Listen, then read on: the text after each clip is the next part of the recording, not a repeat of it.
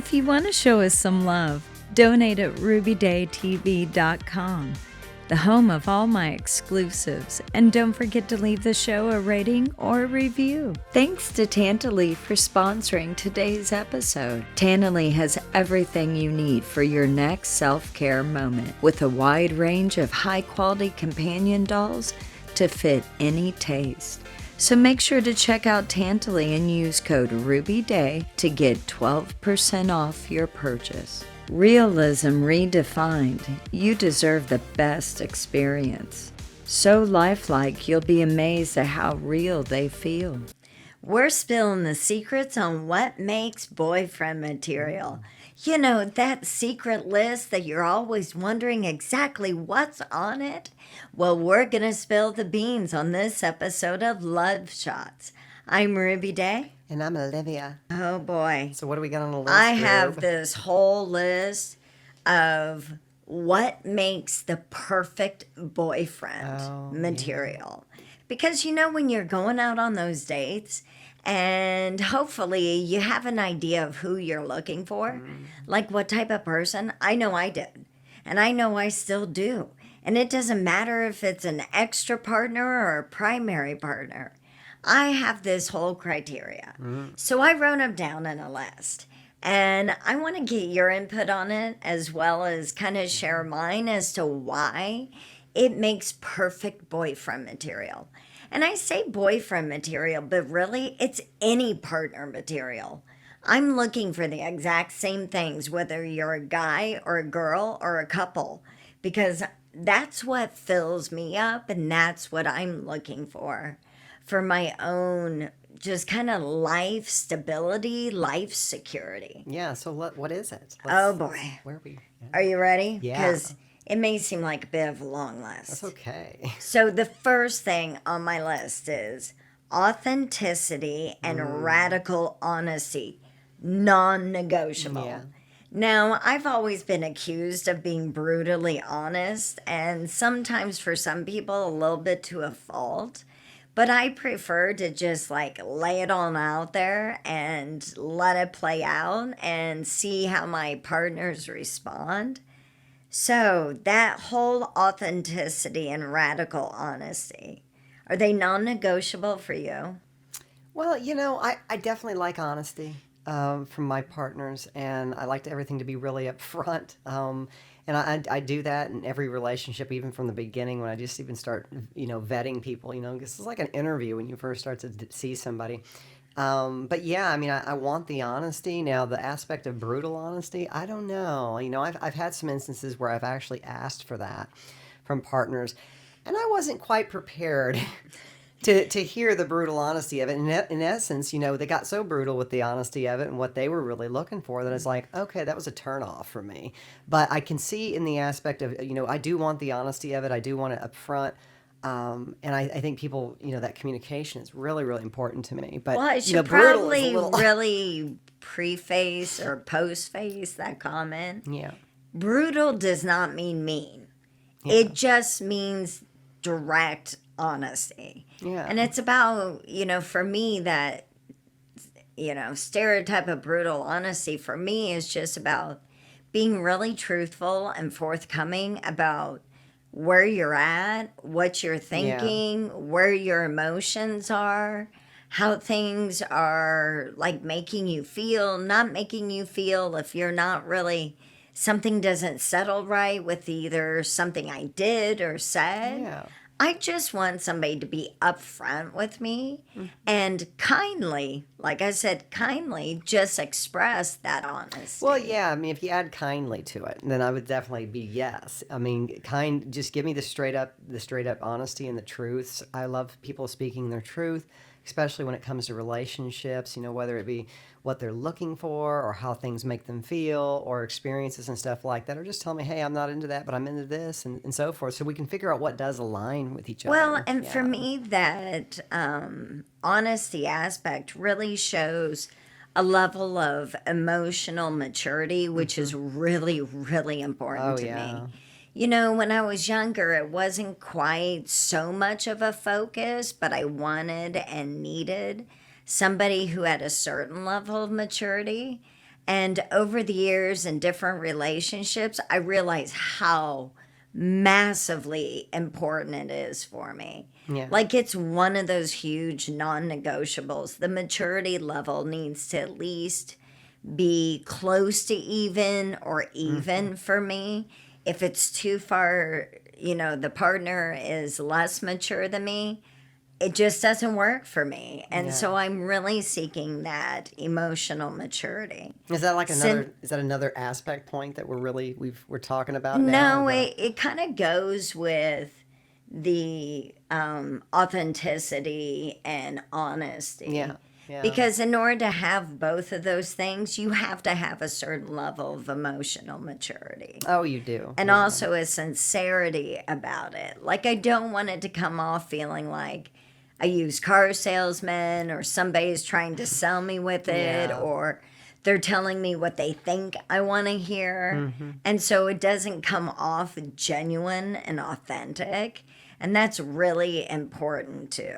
Yeah, I like my partner's authentic and at least coming across very authentic and with the honesty and stuff like that. And so that's I agree, it's part of the authenticity is being honest and being upfront. Absolutely. And I look for that in so many things. People's body language, for example. I mean, I look at body language when I'm dealing with a partner to see if that's, if I can read, if the honesty that they're sharing or the words that they're sharing co-aligns with the body language because, that's something that gives people away. People can tell you whatever, and I've been told all kinds of things. And one of the things I was told by a girlfriend of mine years ago was like, men, they will tell you anything to get in your panties, and I think that's true. But I know that there's some ladies out there that can do the similar things too. I've had some girlfriends. Women do the same I've met some thing. girlfriends. There's just people. There's just people out there that'll do that. But I think it's being able to read that and figure out if they're just telling you something so that they can get something, or is it being really authentic and is it without a selfish motivation for me. So I think that's something I look for in a boyfriend or a partner and stuff like that, because that is boyfriend material. When I find a man who's like, hey, he's just really upfront with where he's at in life and what he's looking for and wanting to explore. It's like that's one of the things I look at. Like that's a green flag, versus the red flag. It also tells me that they've really done some self-evaluation. They've come kind of closer to full circle with themselves. They've done a lot of reflection and a lot of just self-identifying exactly what their drive, their needs, their desires, their wants, and what they're actually looking for in a partner. It tells me they've taken it seriously. Yeah. And I'm really looking for someone who does those things. As well as I am so over grandiose romantic gestures. Oh yeah, it feels like love bombing nowadays. Well, it can, depending on how it's delivered. Don't get me wrong. Every so often, it's always nice and surprising to have a more grandiose gesture. But day in and day out, I just want somebody who knows how I take my coffee in the morning. And knows how I like my eggs and I like my breakfast and knows how I like to be very, organized and tidy and understands that our shared spaces, that's really important to me. To me, that says romance more than any grandiose romantic gesture does. Now, for me, it's those simple things. Well, I get that. I get that absolutely. For me, I'm a little different. I would definitely say it's not about how I like different things necessarily. I think it's more about how the types of affection and affirmation and emotional support that I like having in my life. I like to wake up in the morning and have that partner just, kind of greet me with a kiss or a smile and ask me how I slept. And, it's just that kind of that cuddling kind of situation, or maybe cuddle with me, maybe have a moment and just take a moment of our busy lives and just have a hug, hold hands, something like that, a little kiss here and there, let them know, a little squeeze. And I like love squeezes and stuff like that. I love that from a partner, because those little things, they don't even have to say anything. They just can come by and give me a little squeeze and let me know they're thinking about me. It's things like that. I'm sure everybody's different. Everybody has a little bit different stuff that they want to feel that way. But I'm a very touchy person. I'm a touch person myself, and I want to be touched by that partner.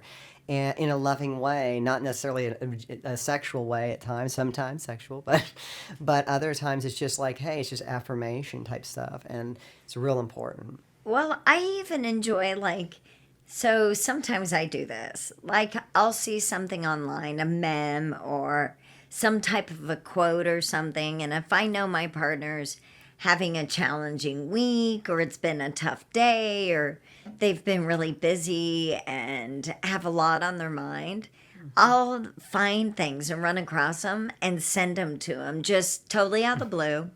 No, nothing else attached to it. Just like a thing of, hey, I was thinking about you, kind of symbolizing, hey, I know you're having a rough time right now, but I'm here, I'm supportive, and I thought you'd find this funny to brighten your day. Yeah. You know, it's little things like that that really seem authentic and they're sustainable. And I think that's one of Yeah. the big points, sustainability with it. Yeah. Because other gestures, grand gestures, they're not always sustainable.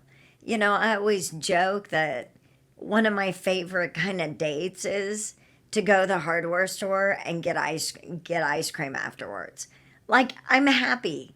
It's a very, very simple thing, and it's not grandiose, but it's that simplicity and authenticity of my partner realizing who I am and Yeah. acknowledging how non-frivolous I really am about things like that. Oh yeah. And it's important. Yeah, I mean, I totally get that. And another thing, you know, I'm a little different once again. I mean, um, I was dating a man here earlier this year that, you know, early on in the relationship is really, we had that authenticity. It really felt like it. And it was like, you know, he would just be like, hey, honey, you know, how's your day? And, you know, he'd check on me. But it was like, you know, he had those little things. It was kind of like, it was something sweet, like a sweetheart kind of situation in the beginning. And I really, really loved that. And, you know, and I've dated other partners where they'll do that, and then, you know, maybe they'll ask me, or they'll bring me a coffee, or they'll do something like that, something simple, something just real, but it goes a long ways, and it's just really, really nice. And you know, and then they give it to me, it's like, it's not just like, here's your coffee. It's like they give me a coffee or give me whatever that is they're giving me, and they just kind of take a moment to look at me, bat their eyes, and I love that. I just love those moments of that, or maybe a little touch here and there, and or just a note, like a text saying, "Hey, I'm thinking of you, gorgeous." I love that, and that's something that I really, really love, and I look for definitely in a man who is in touch with that side of him. You know. But do you look for the exact same things in a female partner? Do you want her to say you just illustrate Well, that yeah. they drop you a text and say, hey, thinking of you, gorgeous?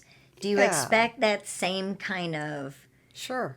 Yeah. masculinity, I guess, that comes through? Well, Because that's what I know for myself, and maybe it's different for other people, and yeah. it's totally fair and it's totally valid that I kind of want a different type of interaction from Yeah. my female partners than I do from my male partners Yeah. in verbiage and how they do those simple, sustainable Yeah. gestures. Well, it's interesting because, I do this myself to my partners. I'll be like, if I'm dating a guy, I'll be like, hey, handsome, good morning. How you doing today?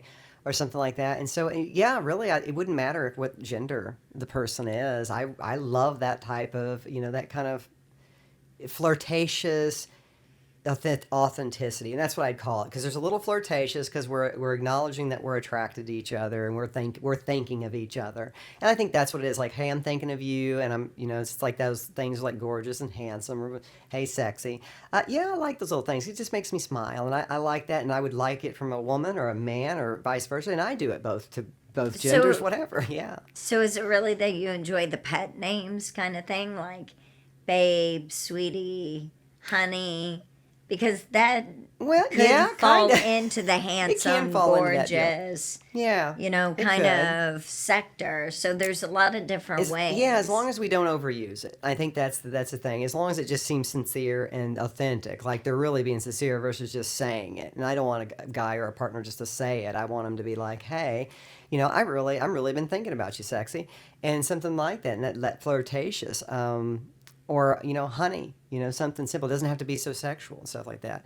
But yeah, I do really, really like that. And I do that to my partners. I mean, that's just the way I am. And I put out there what I want to be treated like. So, that's kind of my authenticity with that, with being in relationships with people. Like I project how I want to be treated. So I treat my partners the same way I want to be treated back. All right, now another important factor on my list is that whole kind of future proofing. So, what I mean by that is, like, my partner is thinking about the future, they're looking ahead. They're not just dealing with the now and the immediate, but they're looking for something long term, and they talk in ways that represent that. So, for instance, the relationship and that other partner is, I kind of assess or evaluate if they're looking towards the future, they're planning, do our future values align? Do we share those similarities? Are we looking on wanting the same type of future? Or maybe, my idea of the future and their idea of the future are easily blended together to create a mutual future perspective. And knowing that a partner actually thinks about the future says, hey, they're really considering finding somebody long term. And that's just important to me. I mean, if I'm only looking for a short term, then I'm not looking for a partner, a boyfriend or a girlfriend. I'm actually looking for something that's short, but when I'm looking for that boyfriend and girlfriend, I am looking for somebody who actually has an idea about or has even thought about their future and what they would like it to look like. And if there's space for me. Yeah, I think for me, I think it's important. I think when I think of that, of future proofing, I think of like, I want a partner that we have similar goals. However, I will say, you can take this too far. I've run into guys where you meet them and you go on a first early date, and the next thing you know, they're talking about, marriage and all these things. Like, whoa, like slow down. I mean, not necessary life commitment things for me. I don't really want my partners coming to me like, hey, I want to tell you all my life commitment things or life that I want to put you in. What I really would like is a partner who can says, hey, these are my goals and for my future, and this is where I see me going, so that I can say, oh, you know what? I could see me paralleling that, or I have some similar goals and stuff like that, but it's not directly related to like, hey, I see us getting married. Whoa, I mean, that's a little bit too forward for me. Or having kids or something like that, because that's really not what you want to do. You want to scare a girl off. That's a great way to do it. Yeah. That's a red flag, but it's like a fine line. But saying, hey, I'd like to, I'm looking at doing this with my career. I'd like to move to the coast, or maybe it's just like, my idea of securing a financial future and stuff like that. Those are things that are green flags, and for me, and even like, hey, I want to have a work-life balance. I mean, that's something I strive for. When I hear a partner tell me that they're looking for the same thing of like a work-life balance situation, and it's difficult these days, but I know, hey, that's a goal that they're striving to work towards, because I strive to work toward that myself. So it's like, hey, we're co-aligning, and I realize we have something in common. That's a bond right there. And so that's what it is. It's looking for things that will give those bonding moments for partners. And so as you share those goals and those future proofing of what it is, you can see if that other person that you're with, and they can see as well, if it's like, oh, we align with these things. So all of a sudden that would draw me closer to that person. And I think the same thing would be, vice versa. Well, I know a huge green flag for me under this is financial responsibility. Yes. That doesn't mean they have to be super wealthy or even well-to-do. It just means they're financially responsible, and we have that shared goal in common. Right. Also, being very aware of mental health, because mental health is a huge balance of a green flag for me. Having somebody, a partner that is aware that, hey, mental health factors into the health of the relationship. and they can respect what I need for my mental health, Yeah. as well as allowing me to respect theirs by sharing with me what their mental health awareness is. And so those are two really big green flags for me when those conversations come up with a partner.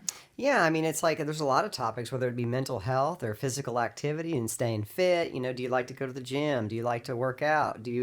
Or do we do it kind of more casually and things like that? I mean, it's something I always talk to a partner early on is I tell them, hey, I like to go for walks. I like to be active. It doesn't have to be like we're out sweating and really, really working it. But I was like, I like to have an active life, and I live an active lifestyle. So that's something I look for in my whole future is like I look for that in partners. Someone who says, yeah, I'd love to go on walks too and stuff like that. And so it's like, oh, okay, well, that gives me ideas on, hey, cheap date ideas. Well, that's where the compatibility goes beyond aesthetics, goes beyond just you look hot and whatnot. If you want to show us some love, donate at rubydaytv.com, the home of all my exclusives. And don't forget to leave the show a rating or a review.